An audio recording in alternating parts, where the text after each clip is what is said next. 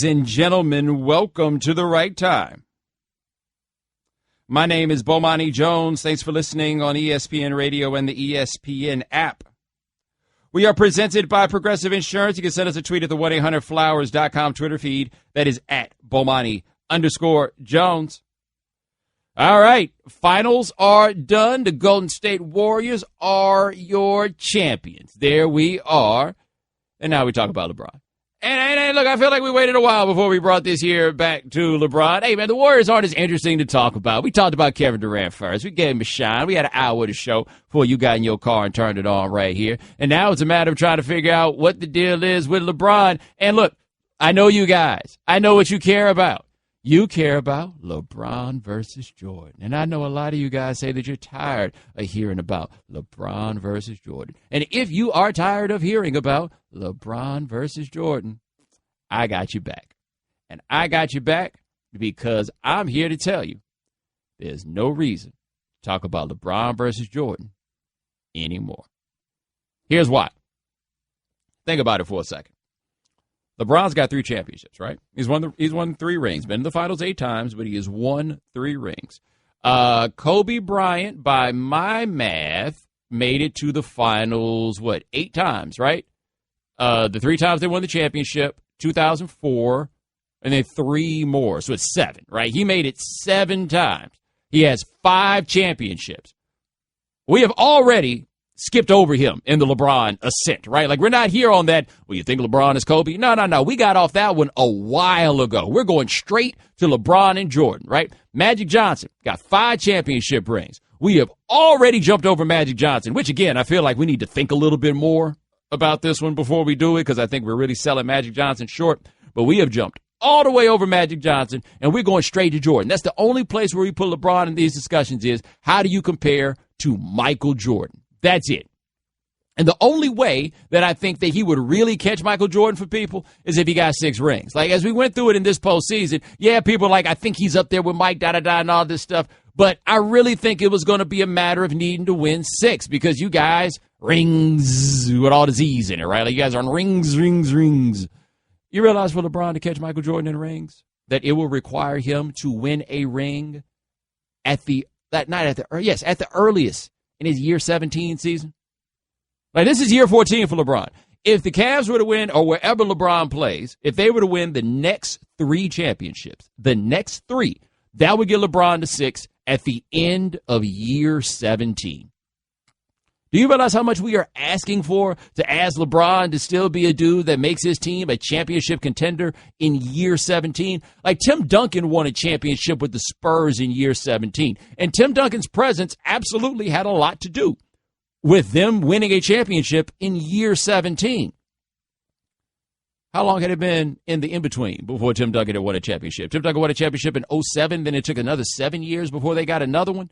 Year 17 is a lot, especially if we're asking LeBron to be the guy that drives this. He's not going to get there, right? I find it highly unlikely that he's going to get there. Now, maybe there'll be something that happens and the Warriors have like this contagious virus that tears your ACLs apart, right? And 4 guys get torn ACLs. I got no idea. But by and large, I'm looking at it, you're not going to get Mike. You're not going to get to 6. And the only thing that'll satisfy most people to get to where this is a legitimate thing, like widespread thing, is if he gets to 6. He's not getting to 6. And by the way, I don't think there's any shame in not getting to 6. I don't think there's any shame in not getting to 4. Like Larry Bird has 3 championships. And please understand, for a significant stretch of time in the NBA, Larry Bird was the best player in the NBA.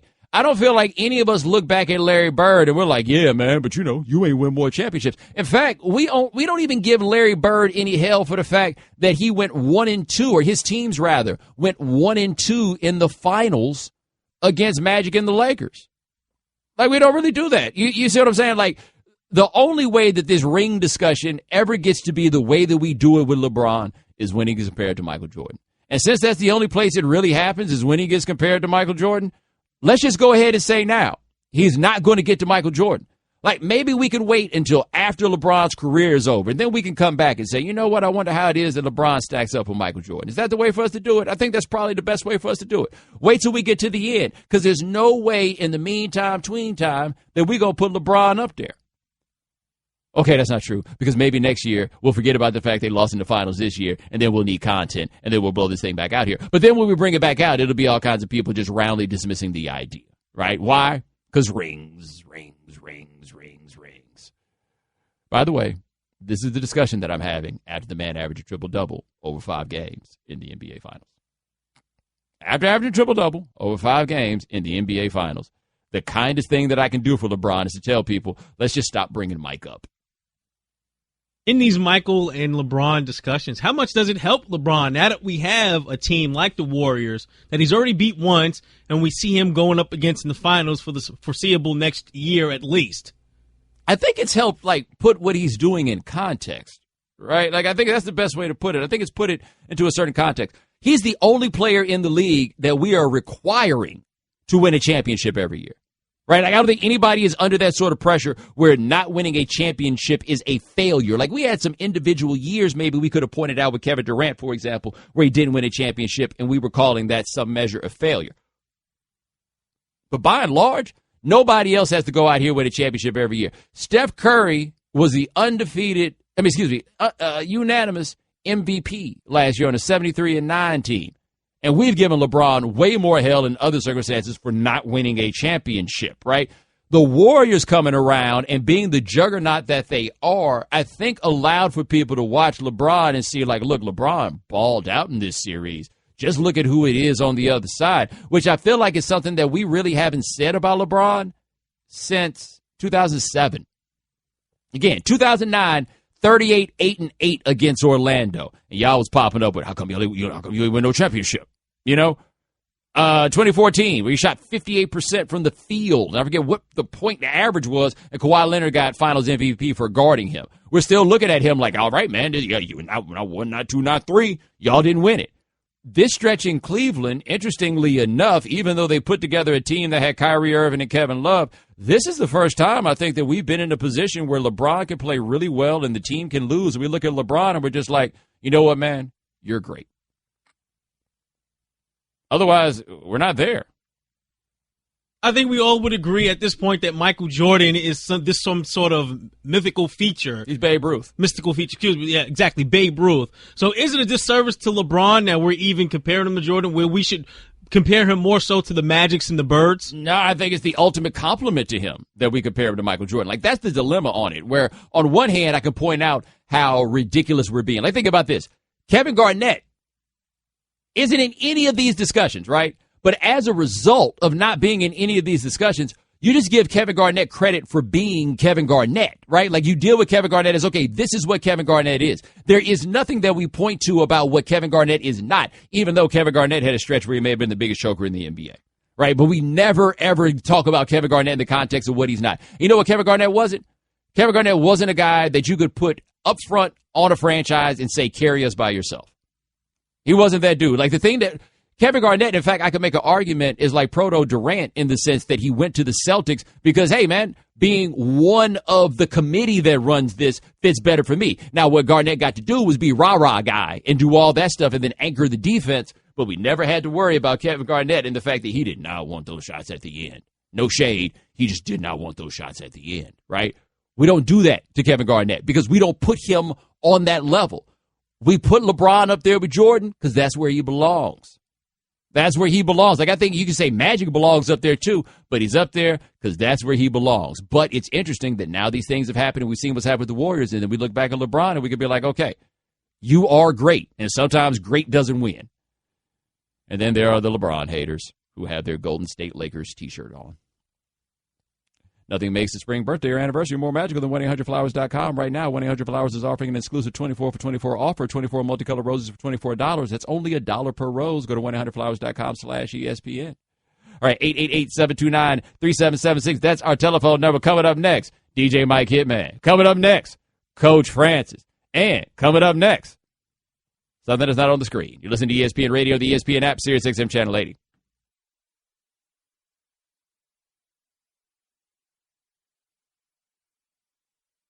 Ladies and gentlemen, welcome back to The Right Time. My name is Bomani Jones. Thanks for listening on ESPN Radio and the ESPN app. We are presented by Progressive Insurance. Chris Haynes of ESPN will join us next segment. Chris Haynes will join us at 5:30 Eastern.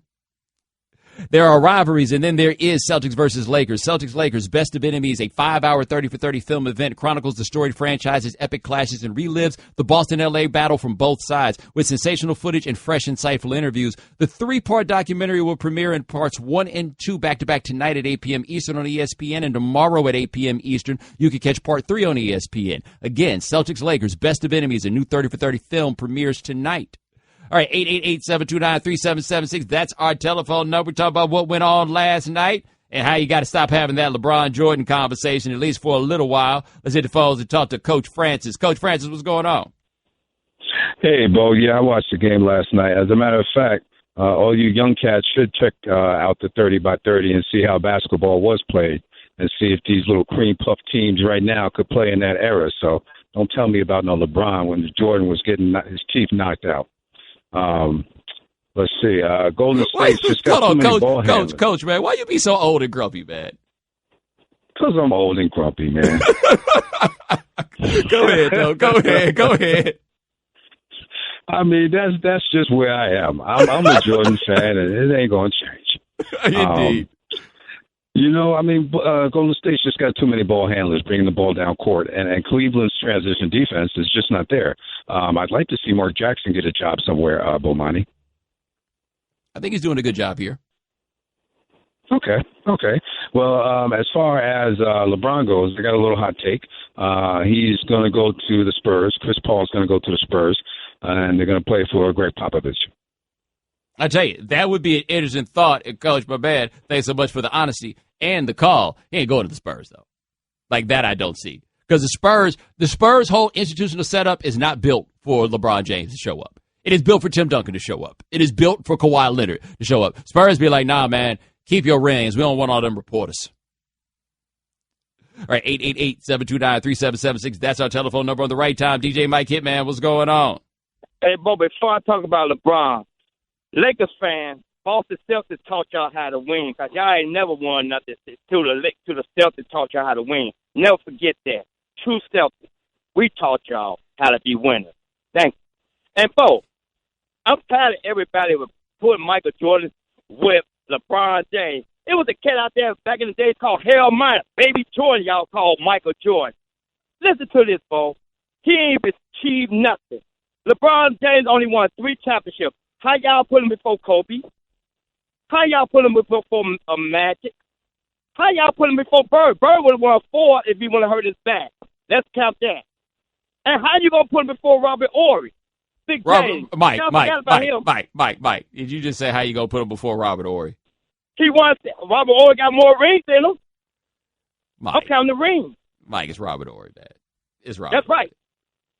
And if that's the case, Steve Kerr won 7 rings, so he passed Michael Jordan. You just put Steve Kerr. I think Steve Kerr got 4 of them, but you just put Steve Kerr ahead of LeBron James, Mike. I'm talking about rings, Bo. I ain't talking about players. I got 5 rings, Bo, for best man of the year. But it's a new kid in Chicago named Roscoe Bosco Pico Train, Bo. I got to beat him, Bo. Hold on. Tell me more about this award. What is this award you two are going for? Oh, best man of the year, best dresser. But Roscoe Bosco Pico Train got something on me I ain't got, Bo. This man got gold teeth all around his mouth and wrapped around his neck. I can't compete with that. I brush my teeth. Mike, is this a competition with you and your partners? You know what I mean? Yes, it is. I don't like Roscoe Bosco Pico Train. No man could come to Chicago from Detroit and outdress me. The man is dirty, filthy. We got to fight. I'm the real champion in Chicago, Bo. Man, what good game think about all this, man? Good game think it's a nut. So Good Game said, Mike, you need to get in the ring with him, take him to the Golden Dome, and fight a charity fight. And I'll put up $700. I'm taking him out in the first round because he got gold teeth. It's going to hurt you hit him in the mouth. I think it move, Bo. I'm the real people champion in Chicago. It's just like Michael Jordan is the man in Chicago. Bo, they don't know me. They don't know me. And one thing about LeBron James, Bo, I can snap my finger, clap my hand, because he ain't going to never win again. And Cleveland, take them bruises and clean up that 36. That's all you can do. Don't waste your money. At least clean up your own city. Have a good one, Bo. All right, Mike. 888-729-3776. That's our telephone number. It's like Mike combined 2 episodes of Martin right there in that one call. Mike allows us to peep through the keyhole and see a world that many people have no idea, like, truly exists. No idea whatsoever. Yeah, I was prepared for all that. I appreciated it, though. He gave us 2 episodes of Martin and basketball history, and we had Coach Francis. Like, we get Coach Francis and Mike back to back. This would be the greatest radio show ever made. Ever made. All right, before I forget about this, LeBron James offered a little sound that I understand got some of y'all a little bit riled up. This is LeBron talking about whether or not he's played on a super team. I don't believe I've played for a super team. I don't believe in that. I don't believe we're a super team here. So, no, I don't. You guys want one more question before I leave and not see you guys for a long time? He chucked the deuce on him right there. Let me ask this question about the super team, and this may be something that we explore a little later in the show. So what is or is not a super team? Does it become a super team just based upon the way that the guys were acquired? So, like, I think about in music, for example, a super group, like the Traveling Wilburys. Or, if you don't hang out in that sort of world, LSG. The Firm. What else we got in? We got any other rappity rap super groups? Like Slaughterhouse? Does that count? Although I feel like that's stretching super. Not that they can't rap, but like the level of stardom, right? So the Warriors. Are we calling the Warriors a super team? I mean, they added Kevin Durant to a team that was already there. So, like, I guess what I'm saying is, what's the difference between a super team and a really good team? Because I get the argument for saying that the Heat were a super team down here, but again, go look at what that roster looked like that 2010-2011 season. It was like a super 3 and then 9. Just 9 dudes, right? This is just like that was it. It was like 3 quarters and 9 pennies. I think the argument for a lot of people when it comes to a super team is whether or not the star players were homegrown. And with Golden State, the majority of the guys, the Draymond, Clay, and Steph, the core 3 there were homegrown. Yeah, they brought in Iguodala. Yeah, obviously Durant this year, and they added other pieces. But at least their argument, you even go back to Barnes last year in the 73 wins, it was guys that were drafted and grew up in the organization. Okay, but so what part of the Cavs? Okay, so are we saying that, what about trades? Like, how do trades play into this? So are the Cavs not a super team because they had the assets to trade and get Kevin Love? Because the only guy to sign there as a free agent was LeBron James. Like, that's where I asked that. What's the difference between a super team and a really good team? The Clippers, right? Chris Paul, Blake Griffin. Chris Paul was traded. You know, like, I mean, I just don't know where the line is. Were the Lakers of the '80s super teams because they were doing things like adding Jamal Wilkes, adding Bob McAdoo, right? I mean, Michael Thompson, not quite the same, but the number 1 overall pick for them, and they added him. Like, where's the difference between a super team and a really good team? Because I would argue this Cavs team is not a super team. I mean, it's Kevin Love. Like, how much? What level of props are we giving Kevin Love here in this discussion? What level of props are we giving Kyrie? Is Kyrie Irving top 5 in the league at his position? Really? Like, is he? Because I bet I can. Can you name 5 point guards better than Kyrie Irving? Because I bet I can name 5 point guards better than Kyrie Irving. In no particular order, right? John Wall, I think, is a better point guard than Kyrie Irving is. Chris Paul is a better point guard than Kyrie Irving is. I think Stephen Curry is a better point guard than Kyrie Irving is. Ooh, now it's starting to slow down. But tell me this. Is Kyrie Irving better than Damian Lillard? Like, I mean, I asked that as a serious question. Is Kyrie better than Damian Lillard? No, because I know I've said this at least one time while watching Damian Lillard. Wow, that was a great pass from Damian Lillard. Something that has never been uttered when you watch Kyrie Irving. That is actually a very interesting point about Kyrie, where even when we talk about Kyrie doesn't pass enough, are you ever like, wow, look at that pass that Kyrie just made right there? Also, Russell Westbrook is a better point guard than Kyrie Irving. We're counting James Harden there as a better point guard than Kyrie Irving. So if we're talking about a dude that's not even top 5 at his position, which is not a slight to him, it speaks more to how great the position is. But if he's not top 5 at his position, is that a super team? Comparison that I make with Kyrie Irving is like a quarterback that can't pass but can run. Like, he's great at his position playing it, but he doesn't make anyone around him better. He makes himself better. I think Kyrie Irving is more like the Jeff George quarterback who's got an amazing arm, just makes suspect decisions and gets sacked a lot because he ain't reading the defense. I think we're there. But a good call. I think we're all in the same place. All right, 888-729-3776. That's our telephone number. Coming up next, the Warriors had practice today and everybody showed up. We'll ask Chris Haynes about that on ESPN Radio, the ESPN app, Sirius XM Channel 80.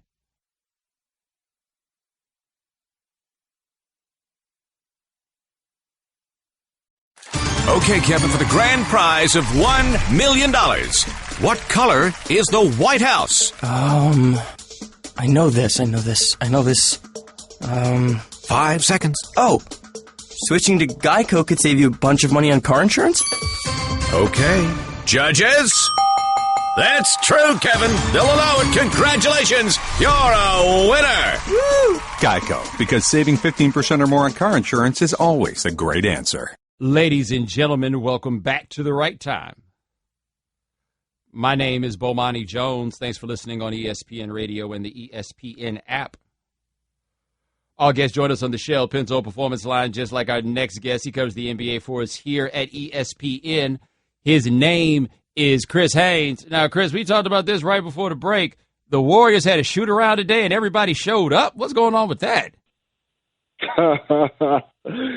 No, that was the day of the game, Game 5. Obviously it's a 6:00 start, so a lot of teams don't have a shoot around when a tip is that early. But it was, it was up for grabs if anybody wanted to come out and do it. Most teams tend to not go. Most players tend to not go, and they choose to get some rest instead. But I was told that every player on that roster showed up for shoot around. That's how serious they was about that game. Now, how close is this team?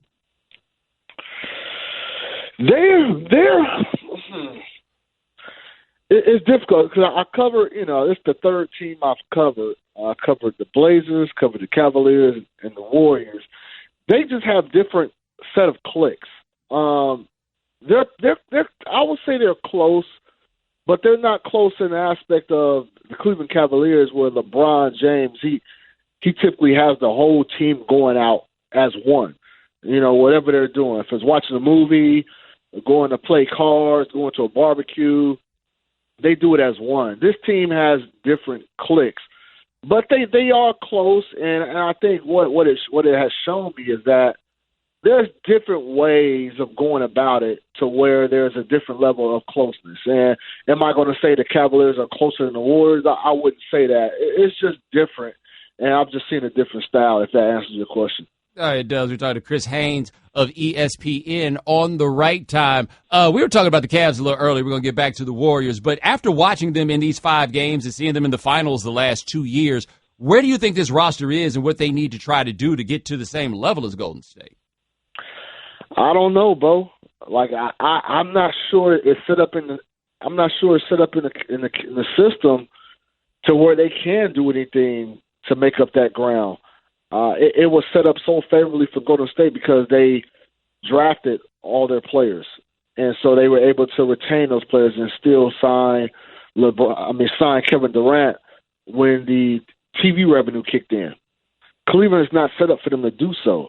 The only scenario, and it's a very slim chance that happen, but the only scenario of way they can bring in a so-called superstar talent is if Carmelo Anthony agreed to a buyout with New York. That's the only way they could bring in a guy of that caliber.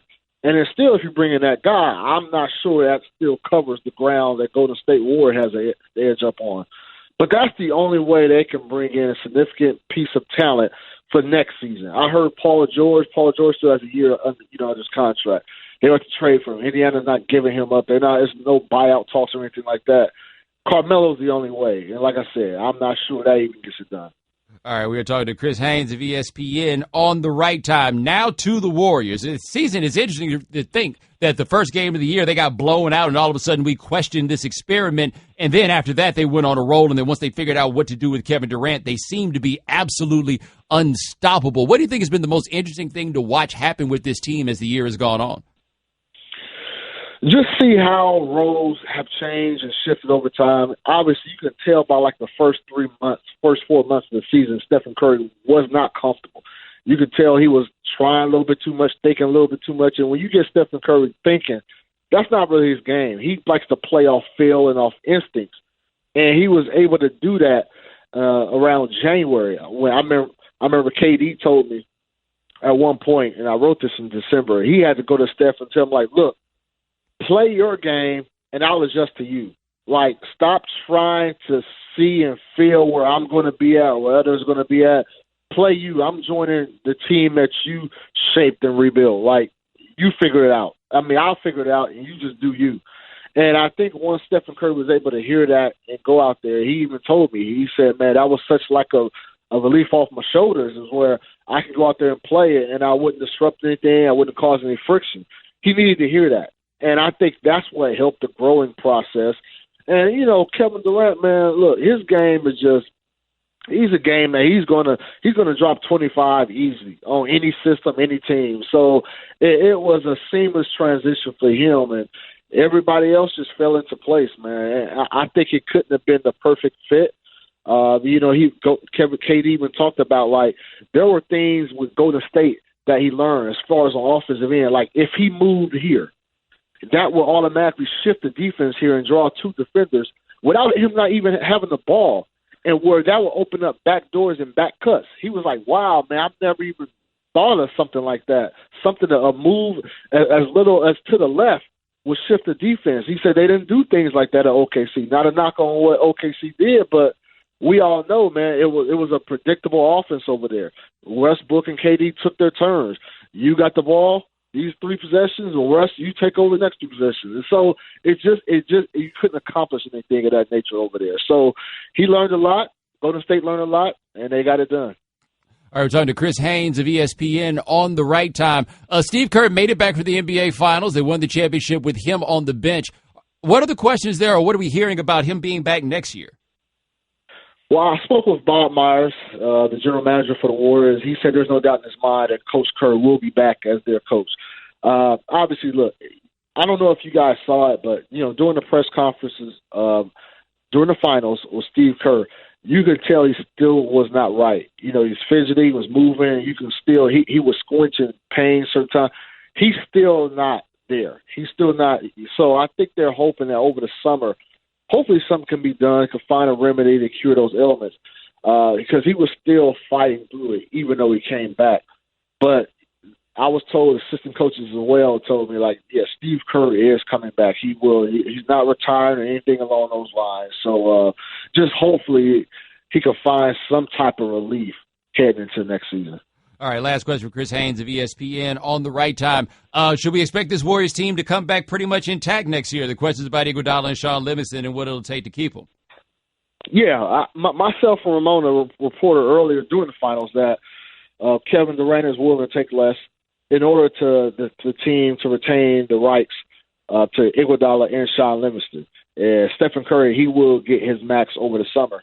And so that's not saying that it's all going to get done, but it shows that KD is doing his part to take about $4 million less in order to keep their rights, and so they can be able to, Warriors can be able to offer something comparable to what the other teams in pursuit are going to fork out. We know, I was told, Phoenix, Atlanta, Minnesota are three of the teams that will, you know, show some interest in Iguodala. So they're going to still be a fight, but KD is doing his part to hopefully bring that team back intact, because they do believe that they have a dynasty in the works. All right, that's Chris Haynes, covers the NBA for us here at ESPN. Get some rest, my man. I know it's been a long one. Too long, Bo, too long. Thanks, man. Ladies and gentlemen, welcome back to The Right Time. My name is Bomani Jones. Thanks for listening on ESPN Radio and the ESPN app. Our guest joined us on the Shell Pinto Performance Line. Thanks to Chris Haynes of ESPN for joining us last segment. Michael Thompson, former Laker, father of a Warrior, joins us in the 6 o'clock Eastern hour. The Right Time is brought to you by Upside. Now save big on travel and get a big gift card every trip you buy. You'll love Upside.com. Upside.com. All right, 888-729-3776. That is our telephone number. We're actually going to switch gears and talk some football. Yes, we understand that the NBA Finals were last night, but some interesting news for all you fans of the Washington football franchise. You have a new general manager. Well, except he's not called the general manager. Doug Williams, Super Bowl MVP, in Super Bowl 22. He will now be, I guess, the de facto general manager. The title is Senior Vice President for Player Personnel in Washington, and it's actually interesting. They were asked if he was the general manager, and he said no. He was not the general manager. He didn't want to be called the general manager, and the reason he did not want to be called the general manager was because that didn't work out so well for the last guy. Right. So, anyway, I hope Doug Williams is happy with this job. I really, really do hope Doug Williams is happy with this job because I feel like whatever check they are giving him, he is getting paid to take the blame. You think they giving Doug any power? Like, you think Bruce Allen is actually giving Doug any level of power there? Probably not. The last guy, where Doug says it didn't work out so well for the last guy who was the general manager, you still got his job. Like, they're calling it a restructure over there, but you still got his job. And now, whatever happens with that quarterback situation, it's on you, Doug. They bringing this right here to you. So that's an interesting question, though, when you stop and think about it, right? If you're looking at a job like that to be a general manager and you know that it's a setup, would you take it? Like, given that you're probably not going to get another call to be a general manager, given the relationship he's got with the franchise, he works for them already, if I'm not mistaken. You taking that gig?